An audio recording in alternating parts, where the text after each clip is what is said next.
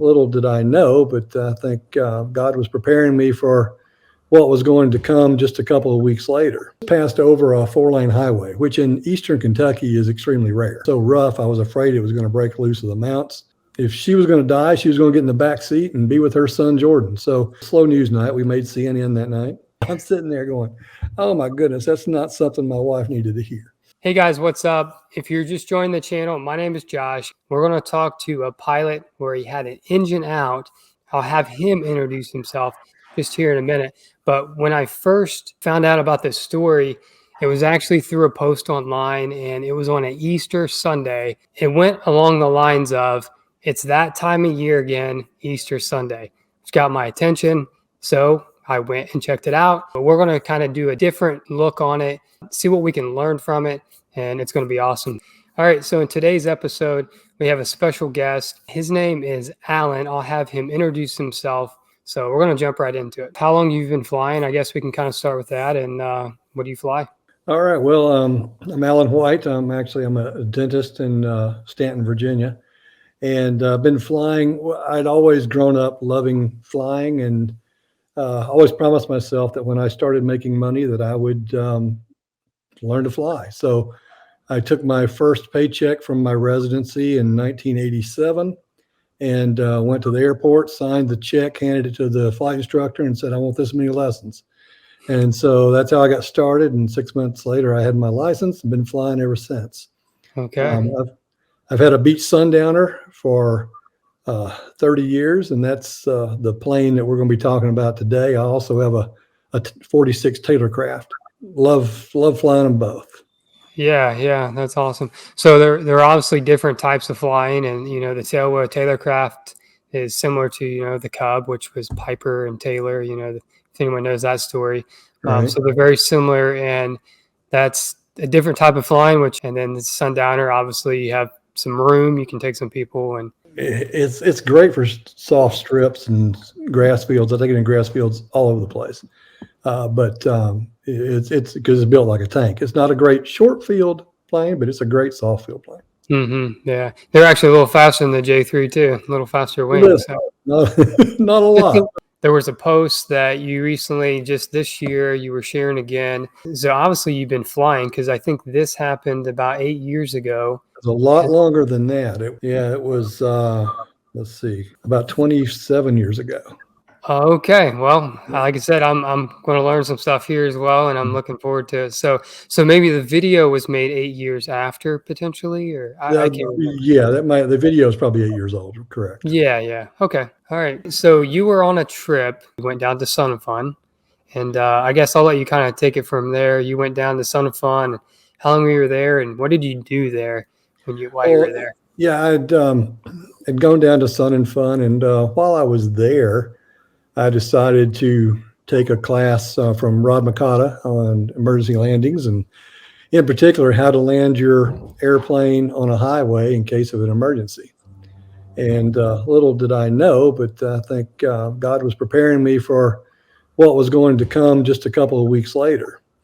So got back from Sun and Fun, and my wife and my 3-year-old son, Jordan, we hopped in the plane to fly down to West Tennessee from Virginia for Easter, and went down there because I'm from West Tennessee, and my family was there. So we flew down to spend the weekend with them, had a great time, went to church Easter Sunday, and then lunch, and then time to pack up and head home. Mm-hmm. And the weather was good, right? Clear, a beautiful day. And flying over Hazard, Kentucky, and heard a loud explosion in the engine compartment, and immediately had an extremely rough running engine. And so immediately went back to what I had just learned a couple of weeks ago. Mm-hmm. And we had just passed over a 4-lane highway, which in eastern Kentucky is extremely rare. That's, Appalachian Mountain, coal country. There's not a flat spot anywhere. So especially 27 years ago too, just it's probably even less. Yeah. So immediately gained altitude, got my approached best glide speed, and turned back toward that highway. So in the meantime, my wife, who has never been exactly fond of flying, and this kind of did her in. She announced that if she was going to die, she was going to get in the back seat and be with her son Jordan. So she crawls over the back seat and starts, getting in there next to him. And while I'm heading back toward the highway, as the time progressed a little bit, she announced to me that she couldn't get her seatbelt fastened. So I told her, well, then get back in the front seat and buckle up and help me look for power lines. And so we headed back toward that highway and got down. I found a spot that was fairly straight. Now I was still making partial power. Okay. But I didn't have the spark. It turns out the spark plug had blown out of the engine, one of them. And so 4-cylinder horizontally opposed with one spark plug in, one out, and on that side doesn't make for a pleasurable ride. Yeah, we have no compression, even if the other spark plug's going. You have a big hole in the cylinder. So. Right. So maintained enough power to maintain altitude. It was so rough, I was afraid it was going to break loose of the mounts. And I had the highway there. I just had the training on how to land it on the highway, so I was heading for the highway. Deidre climbed back up front, got buckled in. We went to a spot that looked, straight and flat enough to land on. There were cars everywhere. It was Easter Sunday. Everybody had been visiting Mom and Grandma, and they were all heading back home. But found a spot where, a big enough gap where I thought I could put it down, and got down to the power lines and got one power line, went above it and ducked down right quick before I got to the next power line, got under it. And then things were looking pretty good. And then we started going downhill. So going downhill, I wasn't getting any closer to the ground, but I was getting a lot closer to that car in front of me. So I pulled back and just stalled from, a few feet high. Had a hard landing, but a safe landing. And man, as soon as I got in behind that car, he magically hit the accelerator and got out of the way. and even 27 years ago, everybody in West Virginia seemed to have a cell phone, because you can't imagine how people were stopping and taking pictures. Oh gosh. Yeah, they're 1.3 megapixel. Maybe. Yeah, exactly. Yeah. So we made, it was a slow news night. We made CNN that night. So the state police come, and I'd had flight following, so I told them immediately what was up. And so they had sent the state police out, and they showed up in just a matter of minutes. And the guy shows up, and this is Eastern Kentucky. Super nice guy, but it's Eastern Kentucky. And he says, so sure, I'm glad to see y'all guys made it down here safe. Last time this happened a couple of months ago, feller put one of them power lines through the windshield, cut his head clean off. And so I'm sitting there going, oh my goodness, that's not something my wife needed to hear. And so anyway, we made it down fine. And in the aftermath, we were talking about everything. And my wife said, there's one thing I just don't understand, why I couldn't get my seatbelt fastened in the back. We had taken a trip down to Roanoke, Virginia, just probably the week prior, and she had gone in the back seat with Jordan. I think she'd flown the whole way down there with him, sitting in the back. Had no problems buckling up. And so my 3-year-old son pipes up and says, well, I know why you couldn't get your seatbelt fastened, Mommy. And so we said, oh, why is that? And he says, because Farley was there. And we say, Farley? I mean, who is Farley? We don't know anybody named Farley. It's not a common name. It's not, and our son is 3 years old. He really didn't have imaginary friends. Yeah, that right. was completely out of character. Who is Farley? And he said, well, Farley's my angel. So I think we had a little divine help on that landing. It wasn't my great piloting skills. It wasn't me that determined I should take that emergency landings class. I think God had something in store for me there, and Yeah. it I give him all the glory and credit on that one. Yeah, definitely. Yeah. Yeah. And that's awesome. I mean, that's why, or I guess the main reason why I wanted to, revisit this and talk about it and share it with some others and have opportunity to watch this. Yeah. That's just amazing. That, I mean, a 3-year-old, like you said, he hadn't talked about Farley. I mean, that's just like out of nowhere. Yeah, we'd never heard that name from him before. Heck, other than Chris Farley, the comedian, I don't think we'd ever heard that name before. Yeah. So another side to this is that, several years later, my church made the video that you saw. Mm-hmm. And so now every Easter, I publish that on Facebook, put it out there for people to see. Mm-hmm. And our church decided to show it. They made it to show it at church. And when they did, a lady came up to our pastor's wife after the service, and she said, she talked to her. She said, "Now, Karen, I know I should have been listening to Todd's sermon, but I love names. Names is just what I do." And so when we heard Alan's story, I began to research on my phone what the word Farley means. And she said, Farley means a clearing in the woods. So another aspect to it that didn't make the video, but that's still another God incidence there. Yeah, more confirmation. That's awesome. That's really cool. Cool. Well, thanks for sharing that. And one thing I want to discuss a little more, we're often here, when you have an engine out, not if, it's when you have an engine out, what are you going to do? You're practicing for that.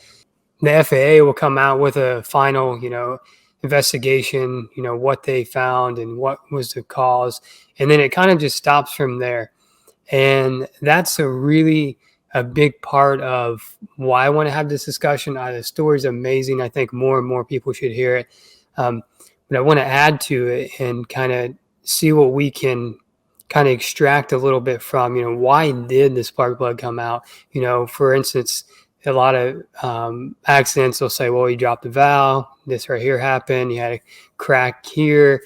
But that's kind of the end of the story. It's what can we do to help find those cracks more, or what can we do to help, preserve our engines better, keep them more active, keep them from premature failure?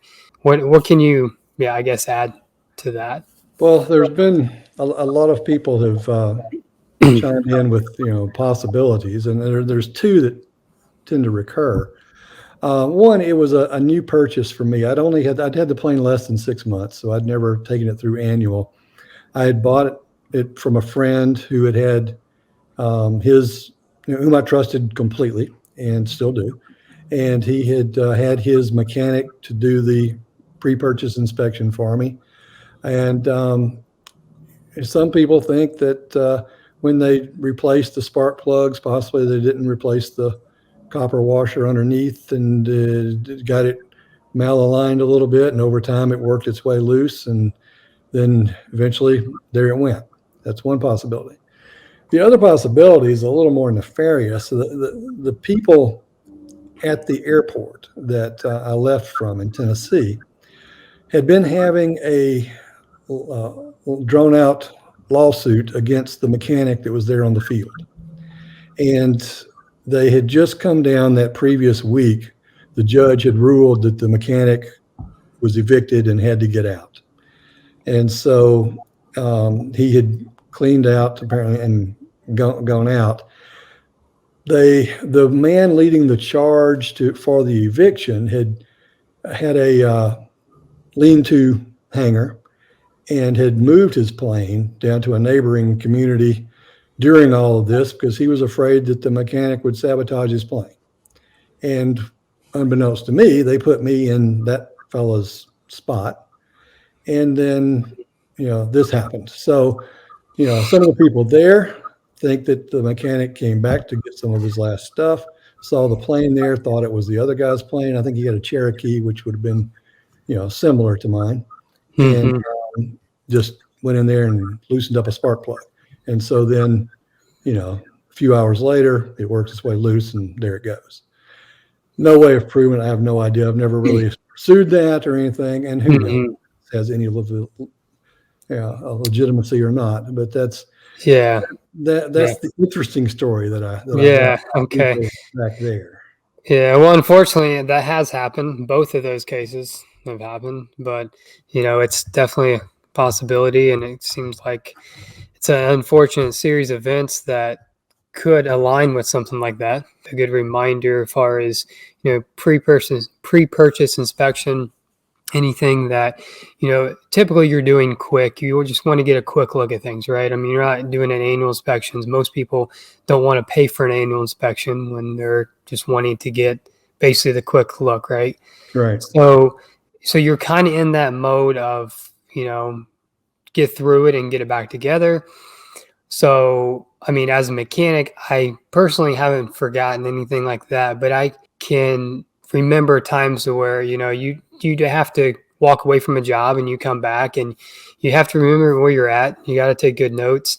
That if you're just up front with a mechanic, if someone was with me and said, hey, things happen, we're all human, but I would like to kind of go over everything that you've done, and let's just kind of mentally walk through it and make sure that everything is back to where it was or better.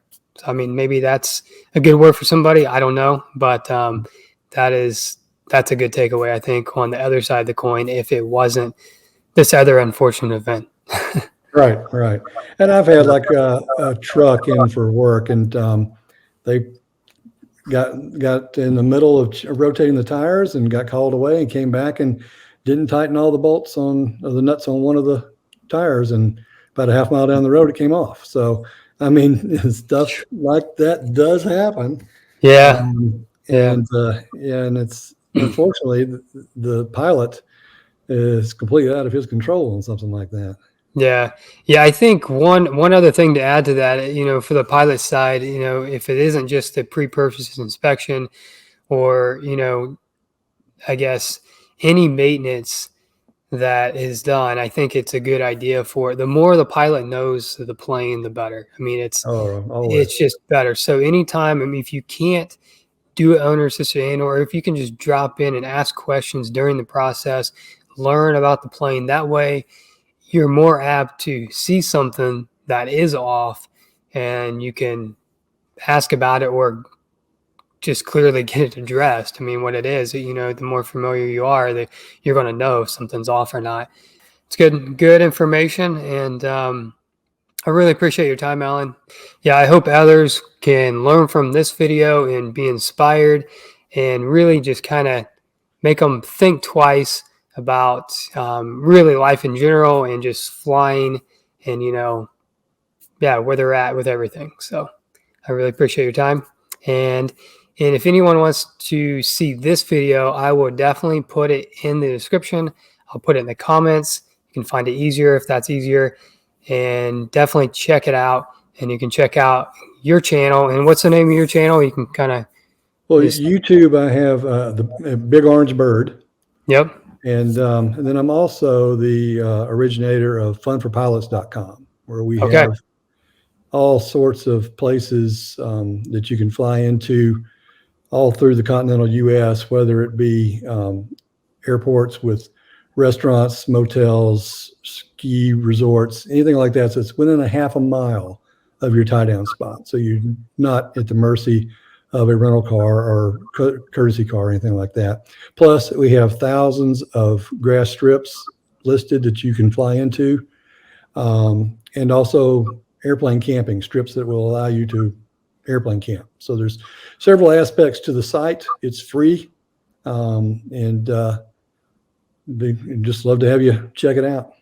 I have the tailwheel grass strip, and that's definitely my type of flying. And I'm always looking for some nice places that are camping friendly, because you don't want to just go some airports or, might be wondering what the heck's going on here. All right. Well, I'll put the link for funforpilots.com also in the description. And if you have any questions or anything whatsoever about this discussion, drop those in the comments. And until next time, be safe and be blessed. I'll see you in the next one. Later.